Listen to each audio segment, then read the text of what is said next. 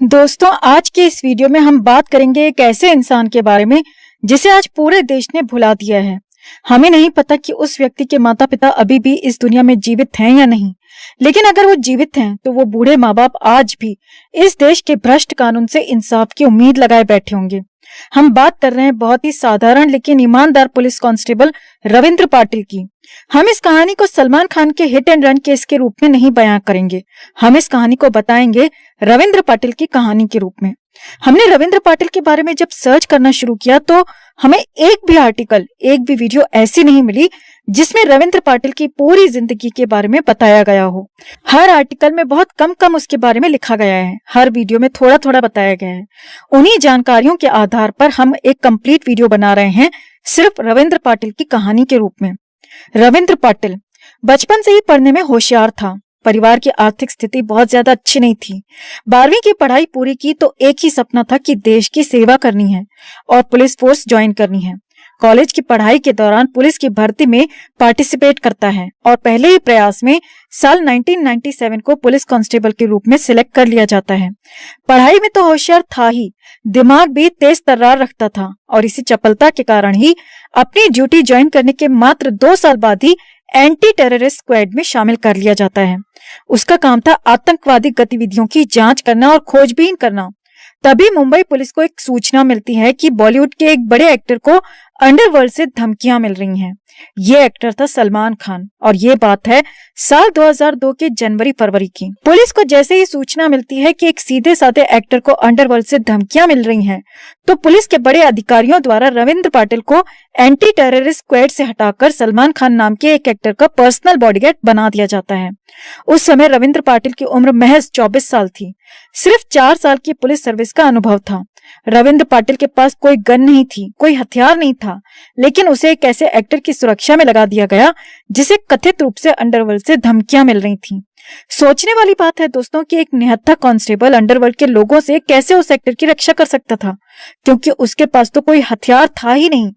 बावजूद इसके उसे सलमान खान की सुरक्षा पर लगाया जाता है। रविंद्र पाटिल के एक दोस्त ने काफी साल बाद मीडिया में बताया था कि रविंद्र पाटिल सलमान खान की सुरक्षा में लगाए जाने पर काफी ज्यादा खुश थे, क्योंकि उसे एक बड़े एक्टर के साथ रहने को मिल रहा था। रविंद्र पाटिल सलमान खान की सुरक्षा में 2002 के जनवरी-फरवरी महीने से लगा हुआ था। इसके बाद आती है रात 28 सितंबर 2002 की, जिस दिन सलमान खान का हिट एंड रन केस हुआ था। रविंद्र पाटिल ने कोर्ट में अपना जो बयान दर्ज कराया था वो कुछ ऐसे था। रविंद्र पाटिल सुबह से ही सलमान खान के साथ था। शाम 5 बजे सलमान और कमाल खान होटल JW मैरियट जाते हैं। रविंद्र पाटिल को बाहर ही वेट करने को कहा जाता है, जहां पर होटल के बाहर सोहेल खान का ड्राइवर भी उससे मुलाकात करता है। सलमान खान कमाल खान के साथ होटल से रात को 2:15 पर बाहर निकलता है। सलमान खान सीधे लैंड क्रूजर गाड़ी की ड्राइविंग सीट पर बैठ जाता है। रविंद्र पाटिल उसके बराबर में बैठा था। कमाल खान पीछे वाली सीट पर बैठा था। सलमान को नशे की हालत में ड्राइविंग सीट पर बैठे हुए देखकर रविंद्र पाटिल ने उसे रोकने की कोशिश की कि वो बहुत ज्यादा नशे में है और ड्राइवर को बुला लेते हैं क्योंकि वो ड्राइव नहीं कर पाएगा, लेकिन सलमान ने रविंद्र पाटिल को इग्नोर कर दिया। नशे की हालत में गाड़ी 100-110 की स्पीड पर दौड़ रही थी। रविंद्र पाटिल ने सलमान को फिर से आगाह किया कि आप बहुत नशे में हैं और गाड़ी की स्पीड बहुत ज्यादा है, इसे थोड़ा कम कर लीजिए, लेकिन सलमान खान ने रविंद्र को फिर से इग्नोर कर दिया और गाड़ी को यूं ही दौड़ाता रहा। आगे एक मोड़ आता है, बहुत ज्यादा तेज मोड़ था, जहां पर सलमान गाड़ी को कंट्रोल करने से चूक जाता है क्योंकि गाड़ी बहुत ज्यादा स्पीड में थी। गाड़ी सीधे अमेरिकन एक्सप्रेस बेकरी दुकान में शटर तोड़कर अंदर घुस जाती है। फुटपाथ पर बाहर की साइड में कुछ लोग सोए हुए थे। सोए हुए लोगों के ऊपर गाड़ी चढ़ जाती है, जिसमें एक व्यक्ति की मौके पर ही मौत हो जाती है और 3-4 दूसरे लोग घायल हो जाते हैं। रविंद्र पाटिल गाड़ी से बाहर निकलकर देखता है कि बाहर काफी लोगों की भीड़ उस समय पर इकट्ठा हो गई है। रविंद्र जब भीड़ को समझाकर शांत करता है कि वो एक पुलिस वाला है, तभी सलमान खान और कमाल खान घटनास्थल से भाग जाते हैं, बजाय उन पीड़ितों को, उन घायलों को हॉस्पिटल पहुंचाने के। इसके बाद रविंद्र पाटिल ने पुलिस कंट्रोल रूम में फोन किया पुलिस को बुलाया, रिपोर्ट दर्ज कराई। इसके अगले दिन सलमान के घर पर पुलिस पहुंचती है और सलमान सभी आरोपों को पूरी तरह से नकार देता है। इसके बाद शुरू होता है भ्रष्ट न्यायपालिका का ड्रामा। रविंद्र पाटिल ने अपने बयान अदालत में दर्ज करवा दिए थे। रविंद्र पाटिल के अलावा लगभग 18 लोग और थे जो इस मामले में गवाह थे, जिन्होंने अपनी आंखों से ये सारा नजारा होते हुए देखा था। उन सभी ने एक ही बयान दिया था कि उस रात एक्सीडेंट वाली रात सलमान खान ड्राइविंग सीट से उतरा था, दूसरा आदमी यानी कमाल खान पीछे वाली सीट से उतरा था और जो पुलिस वाला था वो ड्राइवर के बगल वाली सीट से उतरा था। सिंपल केस था, ढेर सारे गवाह थे, लेकिन केस को तारीख पर तारीख रखकर खिचड़ी बना दिया गया। तारीख पर तारीख लगती रही और हर तारीख पर एक गवाह कम होता गया। एक समय ऐसा आ गया जब रविंद्र पाटिल इस केस में इकलौता गवाह बचा था जो अपने बयान पर अड़िग था, वरना बाकी के जो गवाह थे या तो वो मुंबई छोड़कर भाग गए थे या गायब हो गए थे या बाकी के खरीद लिए गए थे। रविंद्र पाटिल जब अपने बयान से नहीं पलटा तो उसे किडनैप कर लिया जाता है ताकि वो कोर्ट की हियरिंग पर, कोर्ट की सुनवाई पर मौजूद ना रहे। कोर्ट में रविंद्र को हाजिर होकर बयान देने के लिए उसके परिवार से कहा जाता है, लेकिन रविंद्र बिना किसी को बताए गायब था क्योंकि वो किडनैप कर लिया गया था। कोर्ट की हियरिंग में बार बार एब्सेंट रहने पर रविंद्र की गवाही को झूठा साबित कर दिया जाता है। झूठी गवाही के लिए कोर्ट उल्टा रविंद्र पाटिल के लिए नॉन बेलेबल वारंट इश्यू कर देता है। हैरानी की बात देखिए कि इसके बाद रविंद्र पाटिल पुलिस को मिल भी जाता है और उसे गिरफ्तार कर लिया जाता है। रविंद्र कई महीनों तक जेल में सड़ता है, उसके साथ मारपीट की जाती है, उसे टॉर्चर किया जाता है कि वो अपना बयान बदल दे, लेकिन रविंद्र इसके बाद भी अपने बयान पर अटल रहता है। लगभग 1 साल बाद रविंद्र को बेल मिलती है, तब तक उसे पुलिस विभाग सस्पेंड कर चुका होता है, यानी उसकी जो नौकरी थी उसकी वो नौकरी छीन ली जाती है। इसके बाद रविंद्र कोर्ट में फिर गवाही देता है, फिर उसका बयान दर्ज किया जाता है, लेकिन इसके बाद वो कभी भी किसी को नहीं दिखाई देता है क्योंकि उसे किडनैप कर लिया जाता है और पागल खाने में पागल करवाने की कोशिश की जाती है, जहां पर उसे बहुत टॉर्चर किया जाता है। रविंद्र पाटिल 2005 में गायब हुआ था दोबारा, और 2006 में जब वो पुलिस को फिर से मिलता है तो उसे पहचानना बहुत ज्यादा मुश्किल हो गया था क्योंकि एक तो वो बहुत ज्यादा कमजोर हो गया था। उसका वजन बताया जाता है कि 30 किलो भर रह गया था, यानी आप सोच कर देखिए एक होस्ट पुष्ट आदमी का 30 किलो वेट हो चुका था। दूसरा, उसको टीबी की बीमारी हो गई थी, वो टीबी का मरीज बन गया था। उसे कोर्ट आकर गवाही देने को सख्त मना कर दिया गया था। इसके बाद वो पूरी तरह से गुमनामी में चला जाता है और फाइनली 4 अक्टूबर 2007 को टीबी की बीमारी में रविंद्र पाटिल की मृत्यु हो जाती है। कहा यह जाता है कि उसकी मौत उस टीबी की बीमारी से हुई थी, लेकिन उसकी मौत आज भी एक रहस्य है। जो कोर्ट में केस चल रहा है कि उसकी मौत कैसे हुई थी, इसका पता लगाया जाए। लेकिन आज लगभग 15 साल हो गए हैं उस केस को, उसमें आज तक कोई भी फैसला नहीं आया है। रविंद्र पाटिल इस केस का आखिरी गवाह था।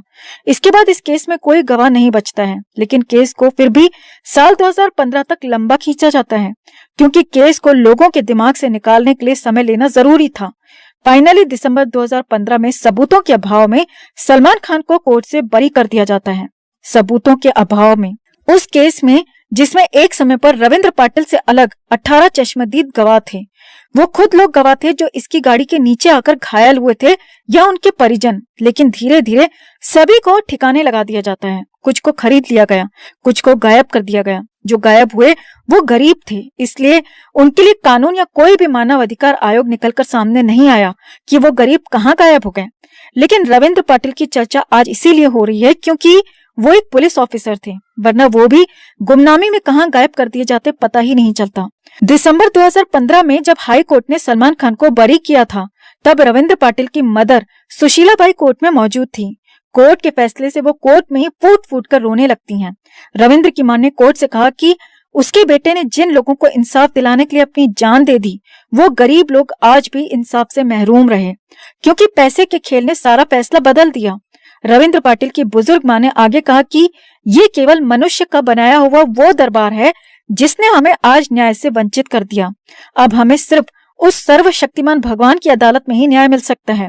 हम वहां पर आखिरी गवाही देंगे कि हमारा बेटा बेकसूर था। हमें उस दिन का इंतजार है। ये वो शब्द हैं दोस्तों जो रविंद्र की माताजी ने उस कोर्ट में कहे थे उस फैसले के बाद। लेकिन हैरानी की बात है कि रविंद्र की माताजी के इस स्टेटमेंट को किसी भी मीडिया द्वारा कभी भी नहीं दिखाया गया। रविंद्र पाटिल को टॉर्चर किया जाता है कि वो अपना बयान बदल दे।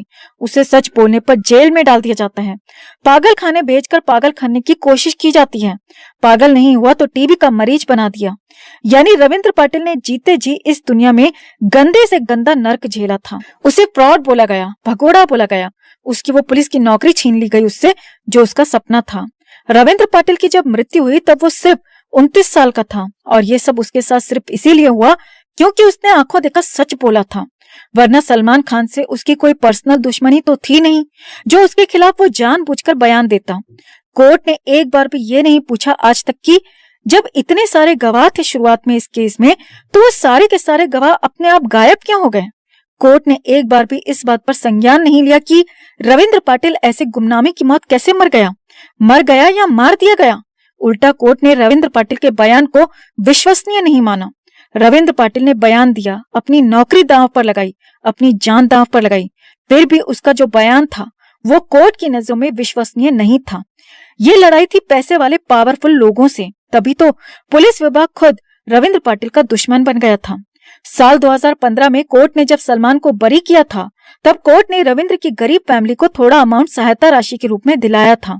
उसी अदालत ने जिसने एक तरफ तो रविंद्र को जालसाज और फ्रॉड घोषित कर दिया था और दूसरी तरफ उसके परिवार को सहायता राशि दिलाई थी। अब यहाँ पर सवाल उठता है कि अगर रविंद्र फर्जी था, झूठा था, तो सहायता राशि क्यों दिलाई, उसकी फैमिली को सहायता क्यों कराई, और अगर इसकी फैमिली को सरकारी सहायता दी जा रही है तो रविंद्र झूठा और फ्रॉड कैसे हो गया। यहाँ पर कोर्ट खुद सवालों के घेरे में है दोस्तों, लेकिन इन सवालों के जवाब ना मिले हैं ना मिलेंगे।